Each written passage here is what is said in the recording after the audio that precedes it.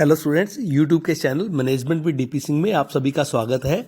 Insurance में fire insurance और इसके अंतर्गत कंडीशंस ऑफ फायर पॉलिसीज या स्टैंडर्ड्स ऑफ फायर पॉलिसीज, अग्नि बीमा पत्र की शर्तें या मापदंड क्या है, इस पर चर्चा करते हैं, इसे समझने का प्रयास करते हैं। तो इसमें सबसे पहला जो कंडीशन है उसमें आता है मिथ्या वर्णन संबंधी शर्त। यदि बीमा पत्र में किसी भी महत्वपूर्ण तथ्य के संबंध में मिथ्या वर्णन या कोई मिथ्या बात कही गई है तो और उस तथ्य को प्रकट नहीं किया गया तो ऐसी स्थिति में बीमा पत्र क्या हो जाएगा, व्यर्थनीय हो जाएगा। सेकंड इसमें आता है बीमा अनुबंध समाप्ति की शर्त। किसी भी भवन या उसके किसी भाग, भवनों की श्रृंखला या किसी ढांचे के उस जिसका वह भवन हिस्सा है के गिरने के या डिस्प्लेसमेंट होने के 7 दिन के बीतने के बाद इसके अंतर्गत बीमा पत्र स्वतः ही समाप्त हो जाएगा। किंतु यदि ऐसी क्षति अग्नि अथवा कोई बीमाकृत कारण जो कि पहले बीमा करवाया गया है जिसका, इसके कारण से होती है तो ऐसी स्थिति में उसका बीमा समाप्त नहीं होगा। इसके साथ साथ यहाँ ये भी आवश्यक रूप से समझना चाहिए कि यदि बीमा करता कहते जो कंपनी है वो भवन या ढांचे को गिरने या उसके डिस्प्लेसमेंट के 7 दिन के भीतर एक स्पष्ट सूचना द्वारा उस बीमा को जारी रखने के लिए सहमत हो जाती है कंपनी, तो ऐसी स्थिति में उसको उसके अंतर्गत सम्मिलित किया जा सकता है। नेक्स्ट थर्ड इसमें आता है कंडीशन ऑफ टर्मिनेशन। निरस्तीकरण की शर्त क्या है। इस शर्त में बीमाकर्ता और बीमित दोनों को ही बीमा अनुबंध का निरस्त करने का अधिकार दिया गया है। अर्थात बीमित को यह अधिकार है जिसने बीमा करवाया है कि वह चाहे तो किसी भी समय कंपनी को सूचना देकर बीमा अनुबंध को निरस्त कर सकता है। और ऐसी ही स्थिति में यदि बीमा करता मतलब बीमा कंपनी चाहे तो उस चालू अवधि में प्रचलित जो भी उसका बीमे की अवधि है उसकी 15 दिन पूर्व सूचना देकर उसको अपने अनुबंध को समाप्त कर सकती है और उसके द्वारा प्राप्त किया गया प्रीमियम की राशि उसके अनुपात में उसे लौटानी होगी।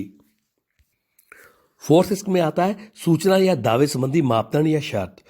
अगर शर्त में लिखा गया है कि किसी भी हानि या क्षति होने पर बीमित जो है वो बीमाकर्ता को उसकी तुरंत सूचना देगा और बीमित हानि की सूचना बीमाकर्ता को 15 दिन की अवधि में या जो उनकी शर्तें तय हुई है अथवा क्षतिपूर्ति बढ़ाने की सूचना देने की उसने कोई स्वीकृति प्रारंभ पहले से ले रखी है तो उसके अनुसार उसे अपना सूचना और दावे संबंधी सूचना और उसका प्रस्तुतिकरण उसके अंतर्गत करना होगा। नेक्स्ट फिफ्थ आता है क्षति के बाद बीमाकर्ता के अधिकार संबंधी शर्त। इसके अंतर्गत बीमा जब उसको सूचना प्राप्त हो जाती है बीमी द्वारा बीमाकर्ता को तो वह उस भवन या परिसर में हुई हानि के लिए प्रवेश कर सकता है, ये उसका अधिकार है और उसे अपने अधिकार में यह ले सकता है। इसी प्रकार हानि या क्षति के समय भवन में रखी हुई बीमित की किसी भी संपत्ति को वो अपने अधिकार में ले सकता है या सौंपने के लिए उसे कह सकता है। इसके साथ साथ किसी भी संपत्ति को अपने अधिकार में वो ले सकता है, निरीक्षण कर सकता है, उसकी छटनी कर सकता है, उसे व्यवस्थित कर सकता है या उसे अलग कार्य कर सकता है कि जो क्षति से नुकसान हुआ है और जो दूसरी बची हुई है उसको अलग अलग कर सकता है। ऐसी संपत्ति को वो बेच सकता है, निपटारा कर सकता है, ये उसके बीमा कंपनी के हाथ के संबंध में अधिकार होंगे। नेक्स्ट 6 में आता है कपट संबंधी दावे संबंधी मापदंड। जो यदि किसी बीमित ने अपनी किसी बात को छुपाते हुए, जैसा कि अपने फर्स्ट पॉइंट में देखा था, अपने बात को छुपाते हुए या कोई कपटपूर्ण तरीके से बीमा पत्र प्राप्त कर लिया है तो ऐसी स्थिति में किसी भी प्रकार का अगर उसमें कपट होगा तो वो दावा निरस्त माना जाएगा। इसके साथ साथ कोई मिथ्या वर्णन की घोषणा की गई है तो ऐसी स्थिति में वो कपटपूर्ण दावा माना जाएगा। इसी प्रकार यदि बीमित और उसकी ओर से किसी व्यक्ति ने बीमा पत्र के अंतर्गत लाभ प्राप्त करने के लिए कोई अन्य ऐसा तरीका अपनाया है जिसमें ये कपट प्रदर्शित होता हो तो ऐसी स्थिति में वो व्यर्थनीय होगा। और इसी प्रकार यदि कोई हानि या क्षति जानबूझकर की गई है, सांठगांठ से की गई है तो उस पर ये कपटपूर्ण दावे माने जाएगा उसे। नेक्स्ट 7 आता है स्वेच्छा से प्रतिस्थापना संबंधी मापदंड या शर्त। यदि कोई बीमा करता कंपनी स्वेच्छा से किसी क्षतिग्रस्त संपत्ति को जो अग्नि के कारण से या अन्य उनके कारणों से क्षतिग्रस्त हो गई है, उसके हिस्से की क्षतिपूर्ति राशि करने की बजाय वो कहती है कि वह इसको पुनः स्थापित कर देगी। तो ये आवश्यक नहीं है कि वो उसको हूबहू ऐसे ही स्थापित करने के लिए बाध्य हो। बीमाकर्ता कंपनी परिस्थितियों के अनुसार उसे जहां तक संभव हो सकेगा प्रतिस्थापित करेगी, लेकिन इसके साथ साथ ये शर्त भी है कि बीमाकर्ता उस प्रस्थापना में किसी भी दशा में उस राशि से अधिक पर खर्च नहीं करेगी जो कि उस समय उस संपत्ति का बाजार मूल्य रहा हो। नेक्स्ट 8 पॉइंट आता है स्थानाग्रहण, प्रत्यासन या प्रस्थापन संबंधी शर्त। ये क्या है कि अग्नि बीमा के अंतर्गत, अनुबंध के अंतर्गत यदि स्थानाग्रहण का सिद्धांत लागू होता है और बीमाकर्ता बीमित को नुकसान की क्षतिपूर्ति कर देता है, तो उसके पश्चात बीमाकर्ता उस व्यक्ति से पुनः क्षतिपूर्ति करवाने का अधिकार जो बीमित को प्राप्त था वो प्राप्त कर लेगा, जो व्यक्ति वास्तव में इस हानि के लिए उत्तरदायी है, अर्थात जिसके कारण से गलती से एक क्षति हुई है। ऐसी स्थिति में बीमाकर्ता को उस व्यक्ति के विरुद्ध बीमित के नाम से वाद प्रस्तुत करने का अधिकार प्राप्त होगा। नेक्स्ट आता है अनुपातिक अंशदान की शर्त। यदि बीमाकृत संपत्ति की क्षति के समय, जिस संपत्ति की क्षति हुई है उस समय जो बीमित ने अनेक प्रकार के बीमा कंपनियों से बीमा पत्र प्राप्त कर रखे हैं, तो ऐसी स्थिति में बीमाकर्ता कंपनी उस संपत्ति की क्षति के लिए अनुपातिक अंशदान से अधिक का भुगतान करने के लिए उत्तरदायी नहीं होगी।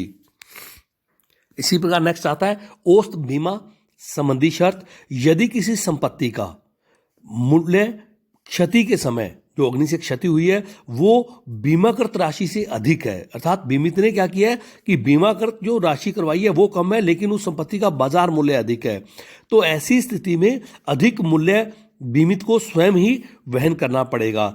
बीमाकर्ता उस अनुपातिक राशि, उस अनुपातिक क्षति को ही वहन करेगा जितना कि उसके द्वारा बीमाकृत राशि उस बीमा पत्र में उल्लेखित है। नेक्स्ट आता है पंच निर्णय संबंधी शर्त। बीमा पत्र के अंतर्गत दावे की राशि के संबंध में कोई भी विवाद उत्पन्न होने की दिशा में यदि कोई ऐसा विवाद हो जाता है, तो ऐसी स्थिति में पंच निर्णय की स्थिति भी बीमा पत्र के अंतर्गत उल्लेखित होती है। तो पंच निर्णय को ऐसा विवादित काम सौंप दिया जाता है।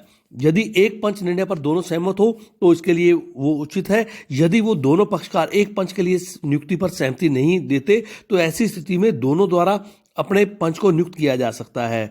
ऐसी दशा में प्रत्येक पक्षकार को अपना पंच 2 माह में लिखित नियुक्त करना होगा और किसी भी पक्षकार द्वारा ऐसा त्रुटि करने पर फिर एकांकी पंच द्वारा निर्णय कर लिया जाएगा। नेक्स्ट आता है उपद्रव, हड़ताल या दुर्भावना संबंधी कोई क्षति संबंधी अगर कोई हानि होती है तो उसके संबंधी जो शर्त या मापदंड है।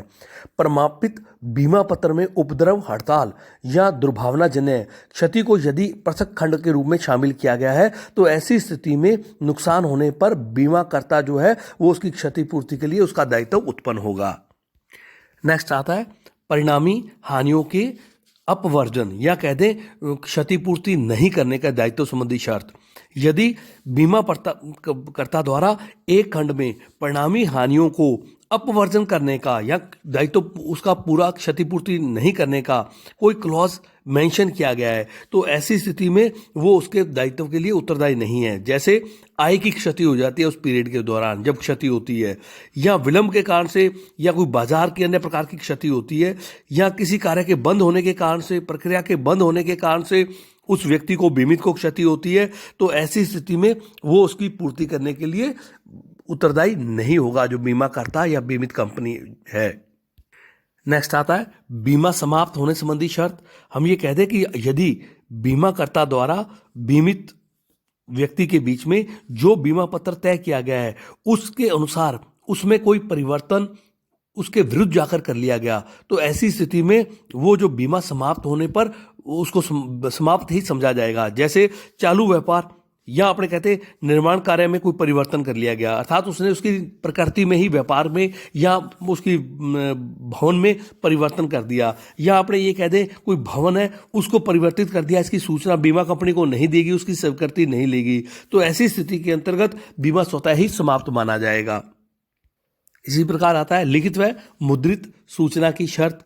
यदि इसके साथ साथ बीमाकर्ता और बीमित में ये शर्त है तो उसको उसकी लिखित सूचना निर्धारित समय में या मुद्रित सूचना उसे देनी होगी।